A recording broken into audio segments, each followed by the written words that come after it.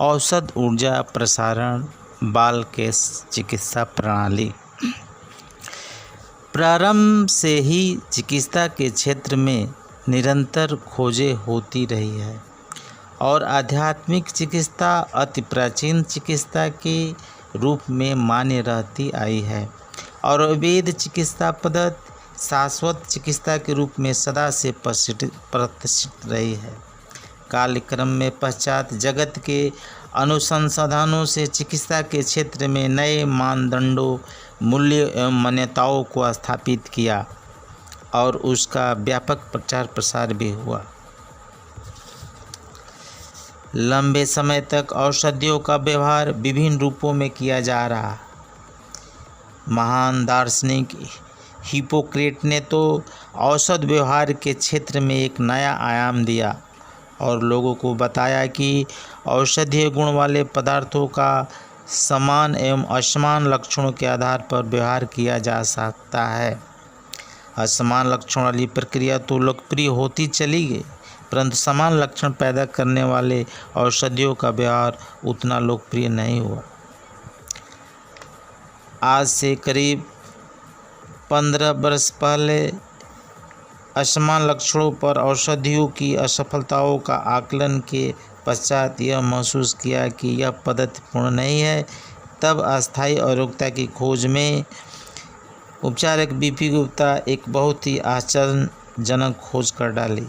उन्होंने मनुष्य के शरीर में वर्तमान जीवनी शक्ति को रोग का मूलभूत कारण माना। उनको मान्यता दी कि प्रत्येक मनुष्य की जीवनी शक्ति उसके स्वस्थ शरीर के संचालन हेतु उत्तरदायी है। अतः जीवनी शक्ति के कमजोर होने की स्थिति में संपूर्ण शरीर में अस्वस्थता के लक्षण उत्पन्न होने लगते हैं। यह व्यक्ति बीमार पड़ने लगता है। बीपी गुप्ता ने पाया कि जीवनी शक्ति का स्वरूप अति सूक्ष्म एवं शक्तिशाली है।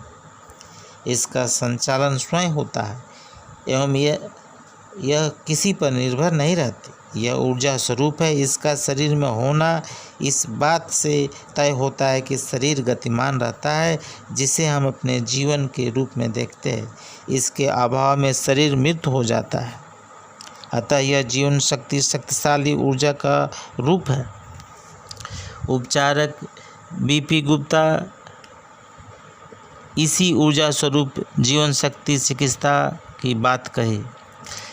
तब इसकी चिकित्सा कैसे की जाए, इस पर उन्होंने बताया कि प्रकृति में हजारों प्रकार की जड़ी बूटियाँ एवं औषधीय गुण वाले पदार्थ विद्यमान हैं, जिनके उपयोग का निर्धारण मनुष्य अपने ज्ञान के आधार पर करता आया है। अपने शोध के दौरान पाया कि इन औषधीय गुण वाले पदार्थों में विद्यमान जीवन शक्ति के व्यवहार मनुष्य की जीवनी शक्ति की चिकित्सा के लिए किया जा सकता है। इसी खोज के क्रम में एक अद्भुत औषधीय उदय बीपी गुप्ता द्वारा हुआ, जिसे आज हम इलेक्ट्रोहोम्योपैथ की ऊर्जात्मक औषधि पोटेंटाइड के रूप में जानते हैं। इलेक्ट्रोहोम्योपैथ एक रहस्यमय औषधि आज भी संदेह की दृष्टि में देखी जाती है, क्योंकि इन औषधियों की एक भी मूल औषध के अणु विद्यमान नहीं रहते। परंतु 15 वर्षों का अनुभव यह बताता है कि ये ऊर्जात्मक औषधियाँ कई असाध्य कहे जाने वाले रोगों को ठीक कर चुकी है। इसलिए इस ऊर्जा औषध की सत्ता को स्वीकार करना पड़ता है। बीपी गुप्ता अपने द्वारा खोजी गई औषधियों के प्रति काफ़ी उत्साहित एवं उनके व्यवहार के प्रति सजग हैं। उन्होंने आभास था कि ऊर्जा खाने की वस्तु नहीं होती है, अतः इसके व्यवहार हेतु उन्होंने खिलाना, परंपरा, स्पर्श या सूंघने जैसे साधनों के व्यवहार की बातें कही। यही नहीं, उन्होंने इलेक्ट्रोहोम्योपैथी औषधियों के प्रभाव की तुलना ऊर्जा औषधियों द्वारा जीवनी शक्ति को चिकित्सा करने का विधान इलेक्ट्रोहोम्योपैथी पद्धति में है।